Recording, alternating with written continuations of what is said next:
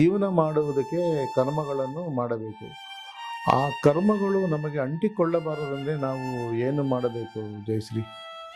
ಇದನ್ನ ಉಪನಿಷತ್ತಿನ ಮುಖಾಂತರ ನಾನು ಹೇಳೋದಕ್ಕೆ ಪ್ರಯತ್ನ ಮಾಡ್ತೀನಿ. ಉಪನಿಷತ್ತಲ್ಲಿ ಉಪನಿಷತ್ಕಾರರು ಮಹರ್ಷಿಗಳೇನು ಹೇಳಿದ್ದಾರೆ ಅಂತಂದ್ರೆ, ಯತ್ ಕೃತಂ ಕರಿಷ್ಯಾಮಿ ತತ್ಸರ್ವಂ ನಮ್ಯಾ ಕೃತಂ ತ್ವಯಾ ತತ್ ತ್ವಮೇವ ಮಧುಸೂದನ ಅಂತ ಮಹರ್ಷಿಗಳು ಉಪನಿಷತ್ತಲ್ಲಿ ಹೇಳಿದ್ದಾರೆ.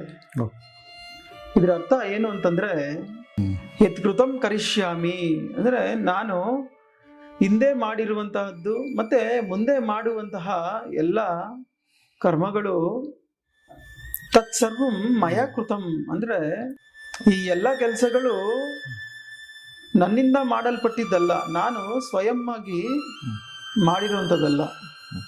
ತ್ವಯಾ ತತ್ ಕಾರಿತಂ ಅಂದ್ರೆ ಅವೆಲ್ಲವೂ ನಿನ್ನ ಒಂದು ಪ್ರೇರಣೆಯಿಂದ ಮತ್ತು ನಿನ್ನ ಶಕ್ತಿಯಿಂದ ಮಾಡಲ್ಪಟ್ಟಿರುವಂಥದ್ದು.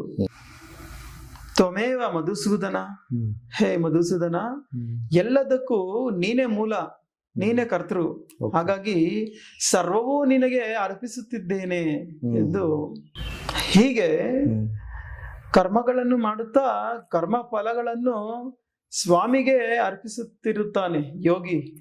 ಹಾಗಾಗಿ ನಾವು ಕೂಡ ಆ ಯೋಗಿಗಳ ರೀತಿ ಕರ್ಮಗಳನ್ನು ಮಾಡಿ ಕರ್ಮ ಫಲಗಳನ್ನು ನಾವು ಅವನಿಂದ ಬಂದಿರೋ ಕಾರಣದಿಂದ ಅವನಿಗೆ ಅರ್ಪಿಸಿಬಿಟ್ರೆ ಆ ಕರ್ಮ ಫಲಗಳು ನಮಗೆ ಆ ಕರ್ಮದಿಂದ ಉಂಟಾಗುವಂತಹ ದೋಷಗಳು ಅಂಟಿಕೊಳ್ಳುವುದಿಲ್ಲ. ಕರ್ಮವನ್ನ ಮಾಡಬೇಕು, ಆದ್ರೆ ಕರ್ಮ ಫಲಗಳನ್ನ ಅವನಿಗೆ ಅರ್ಪಿಸಬೇಕು. ಯಾಕಂದ್ರೆ ಅವನೇ ಮೂಲ, ಅವನೇ ಅದಕ್ಕೆ ಕರ್ತೃ. ಹಾಗಾಗಿ ಕರ್ಮವನ್ನು ಮಾಡೋದಷ್ಟೇ ನಮ್ಗೆ ಅಧಿಕಾರ ಇದೆ. ಆದ್ರೆ ಕರ್ಮ ಫಲಗಳನ್ನ ನಾವು ಫಲಾನುಫಲಗಳನ್ನ ಬಯಸಬಾರದು.